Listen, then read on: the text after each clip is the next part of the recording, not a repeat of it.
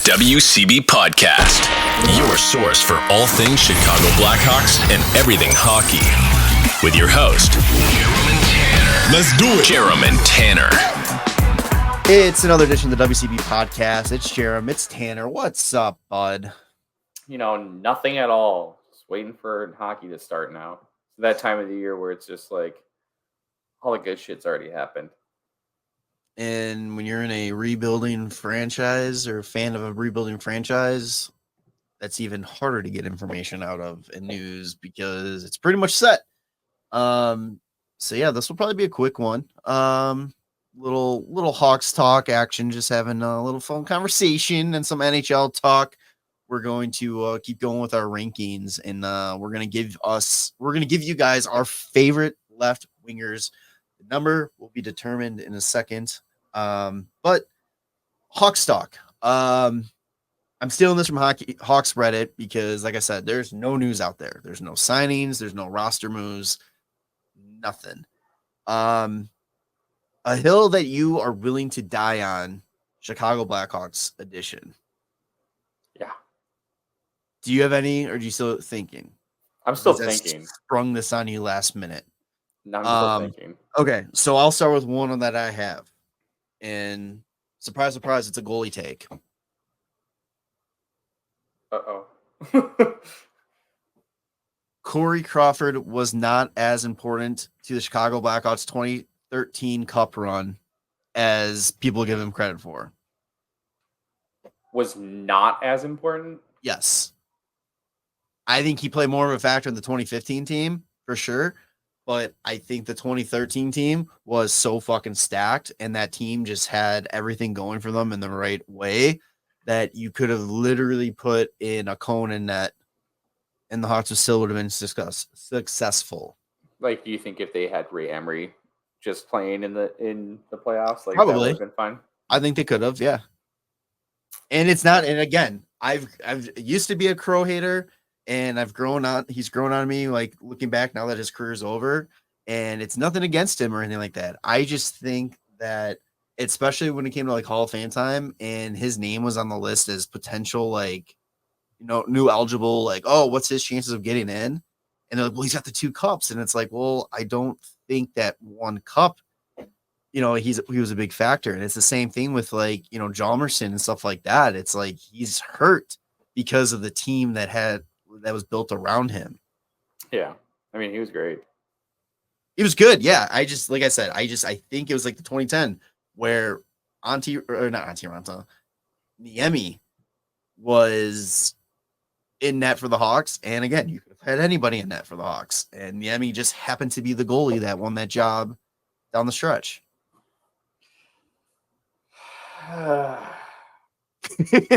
And the sigh from the goalie. Yeah. I'm not going to say anything anymore. Say it. No, say it. We need something to talk about, Tanner. Say it. No, I don't know.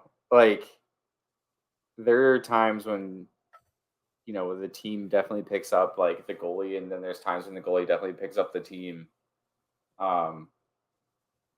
I don't think you can say he wasn't as much. It depends. You'd have to go game by game on like whether or not he was like a huge factor or not.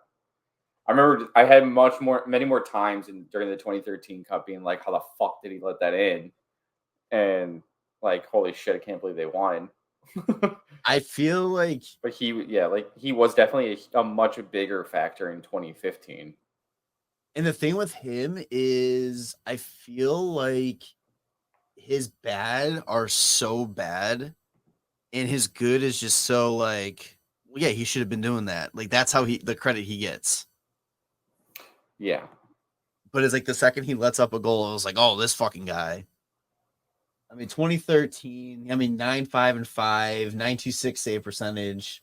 But again, it's like, now I'm curious, like, I got to pull that up. Like, what was the Hawks like offensive numbers that year too?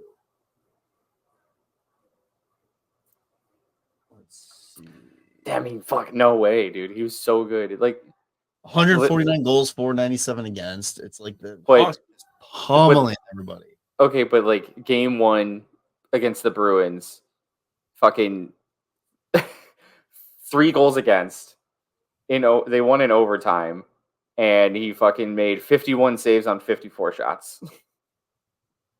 Shouldn't have been that bad. Shouldn't have been that close.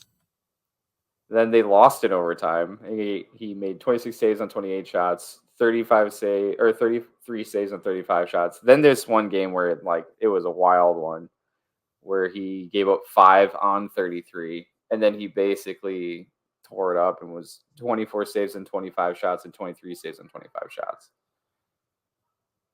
He's so solid, so good.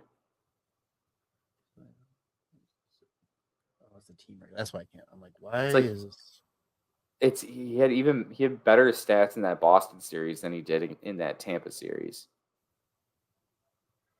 It's just the last 3 games against Tampa, those 3 wins in a row, a 960 save percentage, 969 save percentage, and then a fucking shutout. I just felt like going into 2015, like the Hawks needed Crawford to be good, especially after the Nashville series. Where 2013, I was just like, whatever. The Hawks are going to do it. I had no doubt in my mind the Hawks were winning that cup in 2013.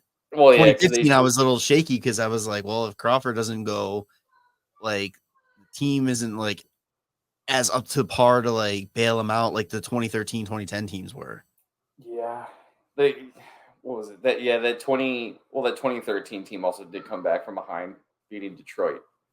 Yeah. That was also insane. That was ridiculous. Oh God. Dude, that cup run was so fucking good. It was. I'm just looking at the stats from those games too, because those 3 wins. It's again Crawford, 962 save percentage in the game or the second game they won. 921 in the game 6 and 963 in the game 7. Dude, it's fucking insane. Just looking at these numbers, you're like, how the fuck? It's just so good. He's just so good.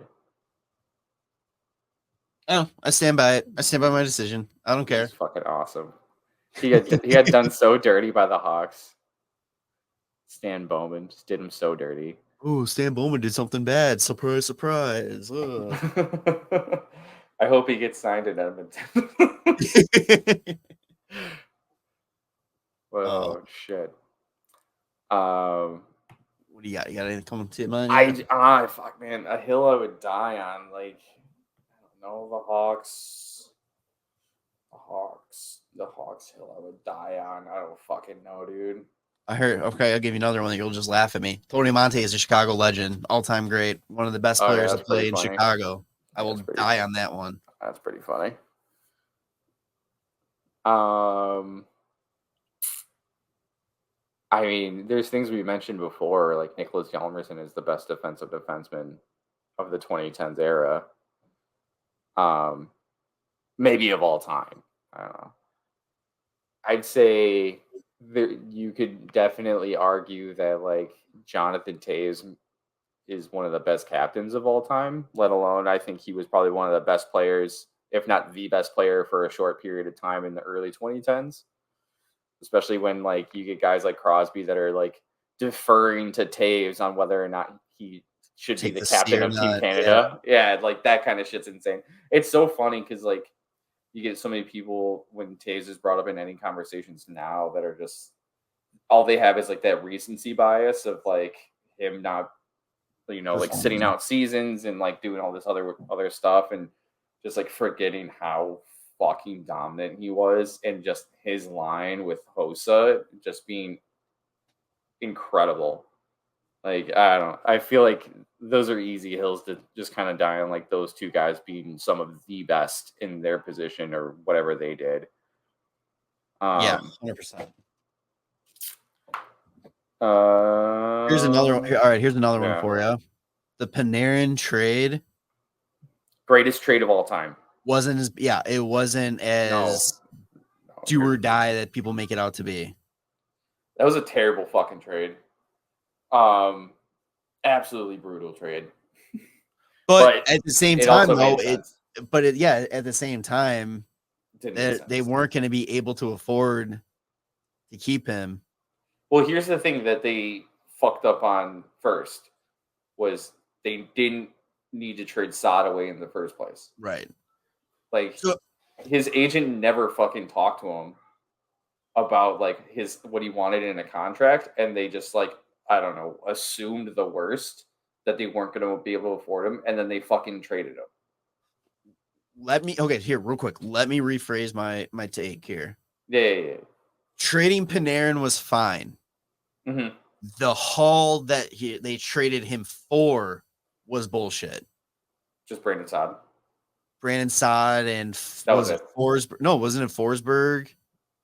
Pretty sure it was just for Saad, wasn't it? I thought it was that. Wasn't that the Anisimov, Saad, Forsberg? No, that was Forsberg and Anisimov was for Saad. Oh, that's the original. Yeah. Yeah. I'm pretty positive. It was just straight up Brandon Saad. Fuck. Let me see. See, this is why you can't trade for the same player multiple times or trade the player multiple times, because it's like I have no fucking clue why. Yeah, dude. It was. Oh, okay. Here we go. So the Blackhawks traded. Oh wait, no, you're right. It was Forsberg involved. It's so weird. It was Panarin and Tyler Mott in a 6th for Saad and Forsberg in a 5th.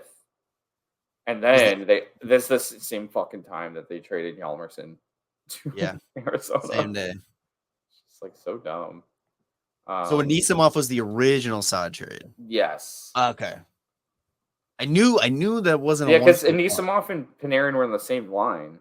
Yeah, you're right.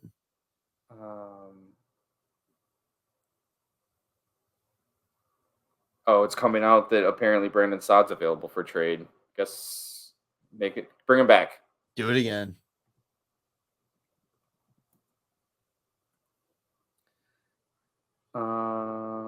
Let's see. I'm trying to figure out the original Saad trade. The first time he was traded, not the second time when it went to the Avalanche for Nikita Zadorov.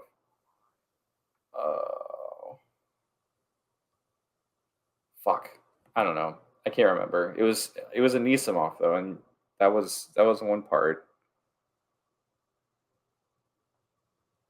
Thanks, Cat, probably for not having your information up anymore, so we can't pull this shit up.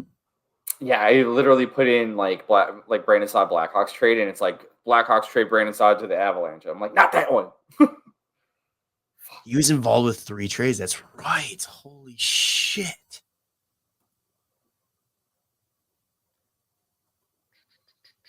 Blackhawks trade Brandon Saad to Blues in 7-player deal. Let's see. Get out of here. Oh, here it is. Yeah. Okay. That was Marco Dano. Yeah. So Brandon Saad, Alex Broadhurst, Michael Paliota for Dano Anisimov, Corey Troop, Jeremy Morin, another one that went back and forth. Yeah. And a fourth round pick in 2016. Yeah. What a trade. What a trade. I'm gonna send you this website. Why? Where you found it? Yeah. Just since we don't have Cap friendly anymore. I know, right? This makes my life so much more difficult. I've been doing so many good things. Oops. Oh, this actually makes more sense. It's on Hockey Reference. I just figured that out. Oh, really? Yeah. So you can just go to transactions on a player's page. So like there's that transaction, and then goes back to Chicago, and then gets traded to the Avalanche with Dennis Gilbert for Anton Lindholm and Nikita Zadorov, and then just says he signed as a free agent. Oh, the other website is just NHLTradeTracker.com. Oh, okay, great. Hell yeah. Nice and simple. I'm trying to read through some of these Reddit ones too to see if there's anything worth. They gotta bump up that SEO, bro. That search engine optimization. Yeah. Yeah. Again, like Panarin, I'm okay with the DeBrincat trade. The DeBrincat trade makes more sense. Yeah. Than the Panarin trade. The Panarin trade's so dumb just because like he still had like 2 years left on his contract at $6 million, and so they traded for Brandon Saad, who had 4 years left on his contract at $6 million. Yeah. It's just like it was so dumb. That's what I'm saying. Like they never should have traded Saad in the first place. There's a lot of Kirby Doc hate in this thread. Why? Like, it's not his fault. I personally loathe Kirby Doc. Seems lazy and entitled.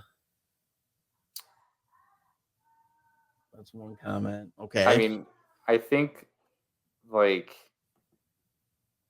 the Doc pick made sense for what they were trying to do, but wasn't right for what they should have done. Yeah. Which was like, look more into the future instead of like trying to, grasp at what they still had. Which is crazy. All right, I don't know. Hill to die on. It wasn't Joel Quenneville's fault. Not the hill to die on. Not the no, hill. I know. No.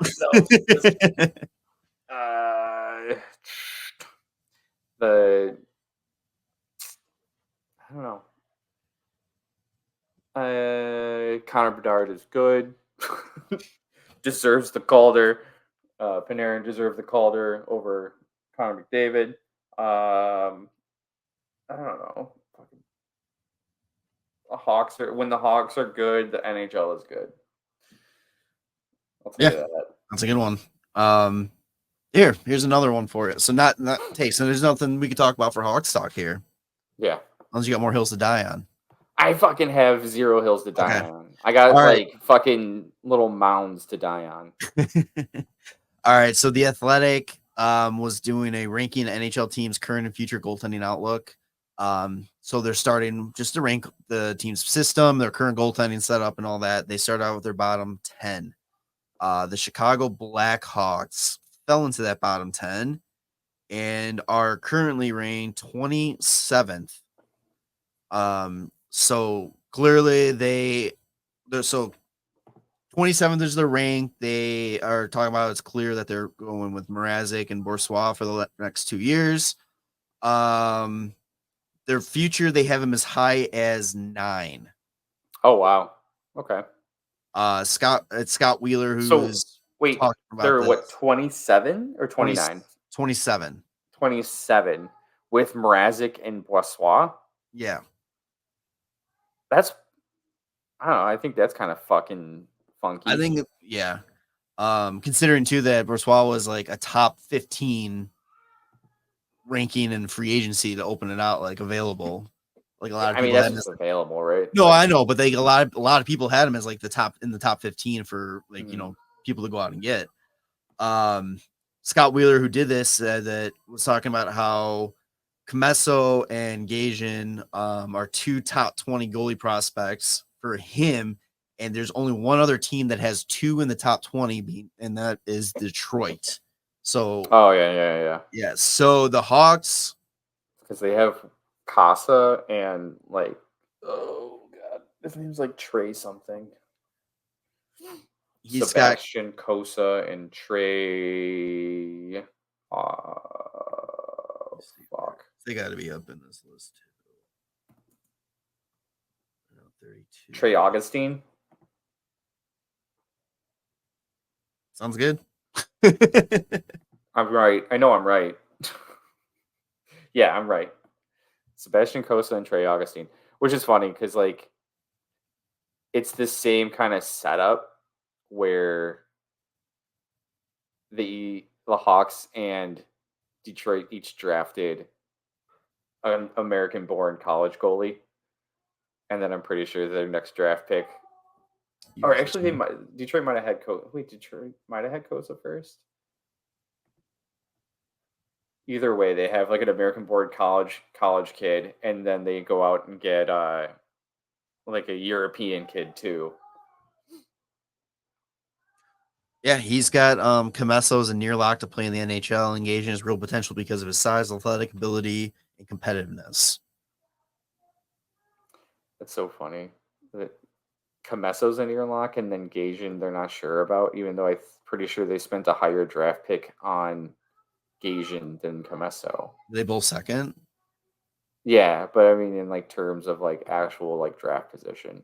No, I know. I didn't know if I don't remember Gagin being a second. That's why I was just asking that. Oh, I can find out.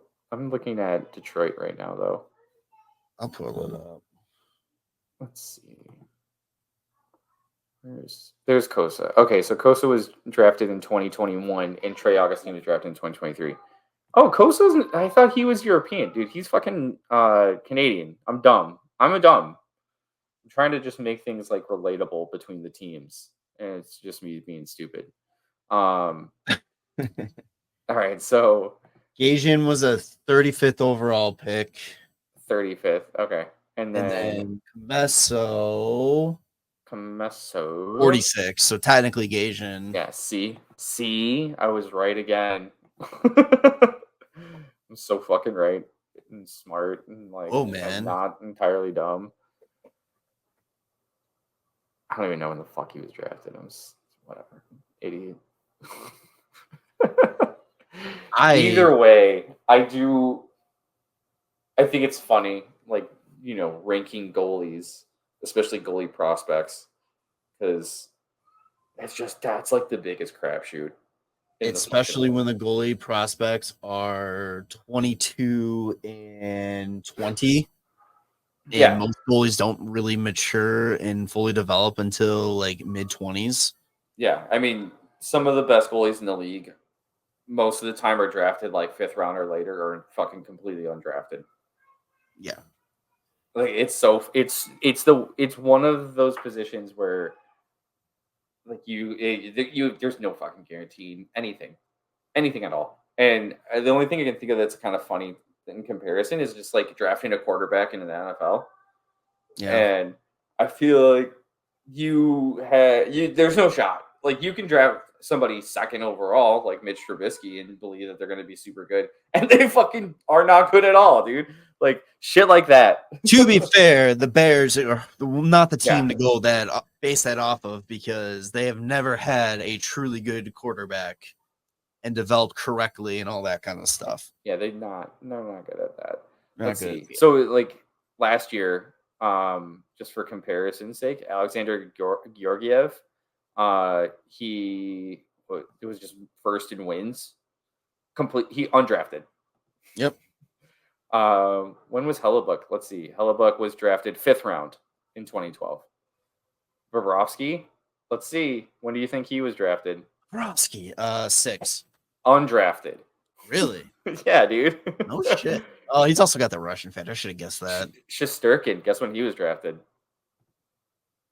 3rd. 4th round. Yeah, that was close. Guess when Stuart Skinner was drafted? Undrafted. 3rd round. Fuck. I'm just going based off of wins right now, so I'm just going down the list. When was Thatcher Demko drafted? 5th. 2nd round. When was UC Saros drafted? 1st. 4th round. Fucking 99th overall, dude. Like, this is an easy one. When was Jake Ottinger drafted? 2nd round. 1st round. Was he? Yeah, dude. They had Heiskanen, Ottinger, and then early 2nd round Robertson. I put those two. Yep. That's what it was. Okay. Last one. Andrei Vasilevsky. 5th round. 1st round. Really? Yeah, dude. Or here. Last one, because it's your favorite. Jordan Binnington. Undrafted. 3rd round. Fuck that guy. You see how hard that is? Those are the top 10 goalies in wins last season. Especially with him, Binnington, because he was a fucking suitcase through minor leagues and shit. He was drafted by St. Louis. But I mean, like, he played through a bunch of different. Yeah, he was. Did he play for Providence at one point? Maybe. He was drafted in 2011, and then he didn't make his debut until 18. Well, he played one game in 15-16, and then didn't make it back to the Blues until 18-19. Yeah, so that was 8 years, 7 to 8 years from his draft. Yeah. So you got to pump the brakes on goaltending and what your expectations are for what these guys realistically. Because then too, it's like you look at guys like Spencer Knight and Carter Hart. Like they got thrown in at a very young age, the NHL level, and take away the fact that they're not in the league right now for their different issues. Yeah, right. Entirely. But like, look at like they had a hard time finding consistency. And like Carter Hart was always up and down, and Spencer Knight just really never hit with what the expectations were for him coming into the league. And they probably could have both used a couple more years development. Yeah. I mean, there's another one too that I can't think of. But yeah, Carter Hart is a really funny situation of like he would play absolutely incredible at home and then dog shit on the road. Yeah. It's like, what the fuck? But would you trade either of our prospect goalies to Nashville for Askarov? No. Unless he was like more of a proven like he's gonna get the shot this year. No, they got Wedgwood. I'm sure he'll get more of a shot. They just signed Saros to an 8-year deal. Yeah. So I mean that doesn't guarantee shit. Like Askarov is how old?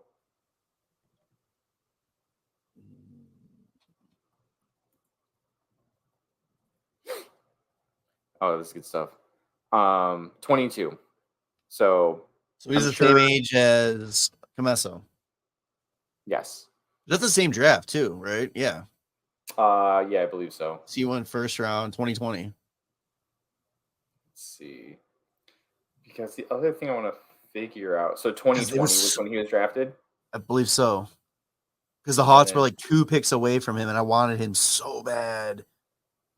So Saros was drafted 2013 and then didn't get the starter role until 2021, 2022 when he was 26. Yeah, Pecorine fucking held that down. Yeah, I mean, he was split in time basically when he was 23, 24, and 25 because he was getting 31 games, 40 games, and 36 games.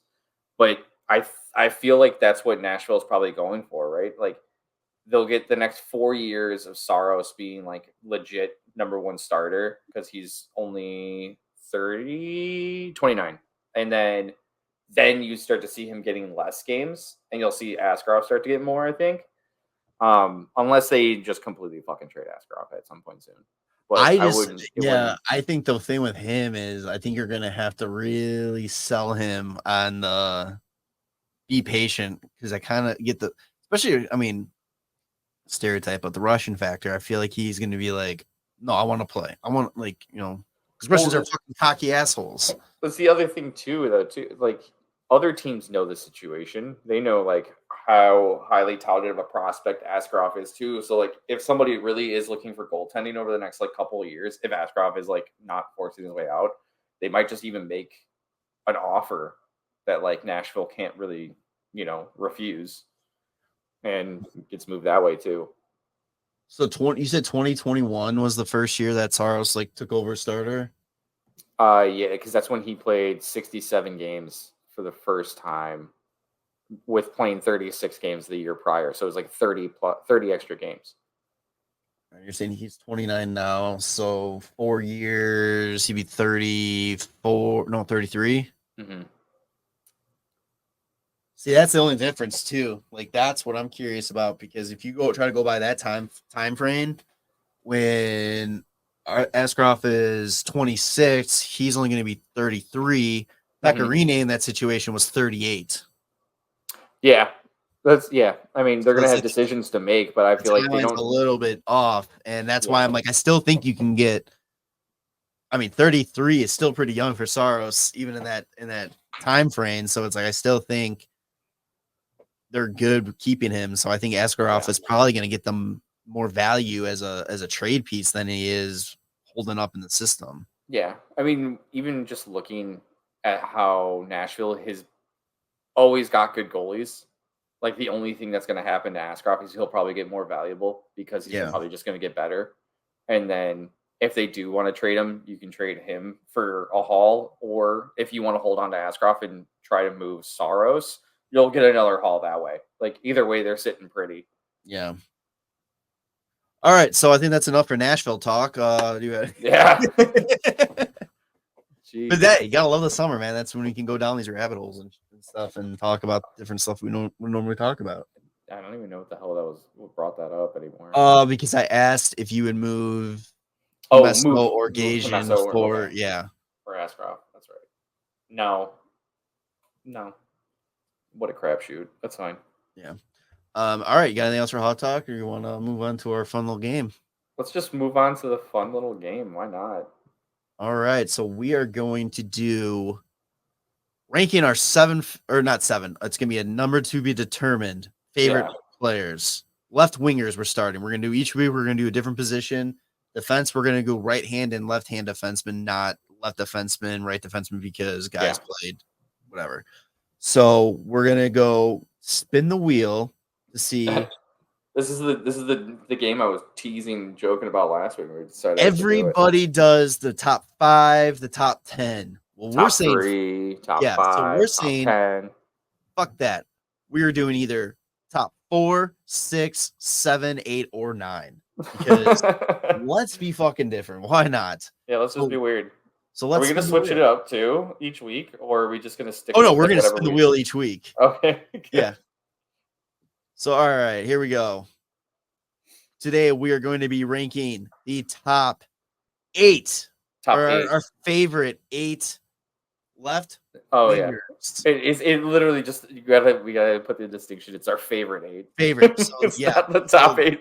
It's not the top 8. There's a total bias here. No. In play. Oh here. Yeah, it's the complete bias list. Yeah, and then to be really and to have really fun with it, because when I was looking at left wingers, I thought, you know what, let's do this too. We're also gonna do our 3 left wingers we hate, because there's enough guys on that list that I was like, fuck those guys, they deserve recognition. So, all right, you want to do 8 to 1, or do you want to do 1 to 8? 8 to 1. All right, kick it off, Tanner. Okay, I want to see what my 9 was, though, just because. But it doesn't matter. I'll just say honorable mention at the end. Okay. Number 8 is the other thrill, Kirill the Thrill, Kaprizov. Yeah, he's fucking sick, dude. He's fun to watch. Boring ass player on your team, part of the boring ass team. What? Boring ass player from the boring ass team. Fuck the one. I don't think he's boring. He's fucking. He plays for Minnesota. He's boring. Yeah, but he's good. He's so good. It's like back when Tarasenko was on the Blues. I was like, yeah, dude, fucked up Blues, but Tarasenko's pretty goddamn nasty. No, I know. I like. Yeah, Kaprizov was sick. All right, my number 8, and it's funny because of what we were just talking about, and me just talking about a rival. I'm going Philip Forsberg. Ah, okay. Yeah. So we're staying in the Central. Stay in the Central. It's funny that we're talking. I mean, like you said, bring up somebody we were talking about earlier. And my number 7 is Brandon Saad. Brandon Saad. Yeah, dude. I would fucking love the sodomizer. God damn. Oh man. I'm keeping in the division. Yeah. Jason Robertson. Hey man, guess what? That's my 7. Staying in the Central. Jason Robertson. You're 6. Yes, 6. I forgot. I'm looking down. I'm just like, I see the number 9, but I went with 8 first. So yeah, 6. All right, so your 6, you're going that. Yeah. All right, so my 6, staying in the center of the theme of the Central, but we're going like former Central team. Lucas Raymond. Oh, okay. Okay. He's always been great for me in fantasy hockey, and that's why he's on my list. That's why. He always picks it up for me. Gotta love it. All right, so 5. This is where I put Philip Forsberg. Forsberg? Yeah. He's just all my picks are Central still. Dude, he's so good. He is very good. And then you add his fucking stash in consideration too. Yeah. Like he probably should have been higher on my list just for his stash alone. Yeah. All right. Did we also say before that this is only active players? No, but now we have mentioned it. Yeah. Number 5. I am going to go Let's go Matthew Tkachuk. Okay. 2-year anniversary of his trade too, by the way. Oh wow, the sign and trade. Number 4, I'm gonna go with Nick Foligno. Oh, no love for Foligno, huh? I mean, I do love Foligno. I think 4 is a good number. The right. love for Foligno is very fresh still because he's only been with us for a season. But man, yeah, he's awesome. I can't wait for him to be the captain. Number 4 for me is Brandon Hagel. Oh man. Number 3, I'm actually putting Matthew Tkachuk 3. Matthew Tkachuk. Yeah, dude, he's fucking awesome. I used to love the like getting in everybody's head, especially like Drew Doughty. Like, and then the fact that he wins the cup and then he just talks about how he couldn't do the Calgary fans dirty and let Edmonton win. It's like he's just the man. Number 3, another person we talked about earlier, Panarin. Okay. The bread man. I'm guessing that's gonna be your number 2. No, my number 2 is Hagel. Your number 2 is Hagel. Okay. Yeah, dude, I love Hagel. Hagel's time was short lived with the Hawks, but it was great. And what a trade! He's so good. I miss him. The trade that got us partly Sasha Boisvert and then Oliver Moore. It's crazy. He didn't have the same impact, and it's not like he's the closest player I can say. Like, oh man, I wish he was still on the team. Like Hjalmarsson. Like, yeah, like it's not the same impact. Like Hjalmarsson is so far ahead of him, but at the same time, I'm just like, I wish we still had him. Yeah, 100%. Yeah. Number 2 for me, Captain Nick Foligno. Okay. See now, yeah, I could have put him anywhere other than 4, like up high, but that's fine. Number 1 though is Artemi Panarin. Really? Yeah, number 1, the bread man. Did I forget somebody? Did I fuck up? Yeah, I must have. What is it? My number 1, Alex Ovechkin. Oh yeah, whatever. Gonna take down that little bitch Wayne Gretzky and all-time greatest. Who was your honorable mention then? Tanner Jeannot, because he fucking is just a grinder that got traded from Nashville for like 7 picks, but he also is like have you ever seen like any kind of like on the ice videos? He just stirs the shit up, dude. I fucking love it. Yeah. My 9th would have been Brady. Oh yeah, I was thinking about Brady too. I looked at Ovi and then I looked away. I like Ovi, but I'm a big Ovi guy. Yeah, I feel like I should have put Ovi in my list somewhere, but that's all right. You know. And the funny thing with Brady is like honorable mention for favorite, and then he was also honorable mention for dislike. Oh really? Because he just has such a punchable face. Yeah, dude. He looks like a giant baby. Like it's fucking crazy. All right, do you have your 3 dislikes? Yeah, I do. All right, number 3. Number 3. Do you want to go first? Or do you want me to go first? I'll go first, sure. Okay, go for it. Number 3, I got David Perron. Okay. Yeah. That's a good one. I got number 3, Alex Nylander. It's like fucking would get so pissed off at him. And then all of a sudden, like he gets traded to Pittsburgh, doesn't do shit. Like literally, all you have to do in Pittsburgh is just not like you just have to try a little bit, and Crosby will turn you into a 60-point person, and you can't do that. And then you get traded to Columbus, and all of a sudden you want to be like almost a point per game guy. Like what the fuck, dude? Figure it out. Number 2, I got Evander Kane. Okay. See, this is where I'm not sure how much this is going to count. Okay. Number 2, I got Milan Lucic. Not active. Okay, then I have David Perron as my backup. All right, and number 1, I think we could probably say this on the count of 3. 2, 3. 3. Brad Marchand. It's It's easy. Every fucking time. Oh man, let us know who you're in the comments. Do your 3 if you want, or if you want to do all 8, whatever. So I like that. I like this format. I think it's hilarious just to do random number, different than everything. Next week, you want to do left or center or right wing? We'll just go down the line. So go center. Center. Okay. Yeah. Other than that, I don't think I got anything else. Yeah, that's all I got. All right, episode 283. What do you want to call it? It's fucking the Yaroslav Askarov. No, I would probably say like just put like ranking left wing rankings. Our favorite LWs. Favorite LWs. I like that one. All right, so episode 283. Make sure to follow us on your favorite podcast feed: Spotify, Apple Podcasts, the big 2. But we're on everywhere you can find your podcast at. YouTube, subscribe to there, follow social media, and we'll be back next week. Yeah, hopefully there'll be something more to talk about.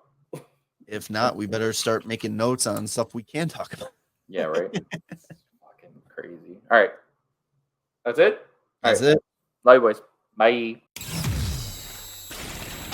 Thanks for listening to the WCB podcast. Be sure to subscribe wherever you heard this podcast. To connect with Jarom and Tanner, check out the boys at WCB Podcast on all social media.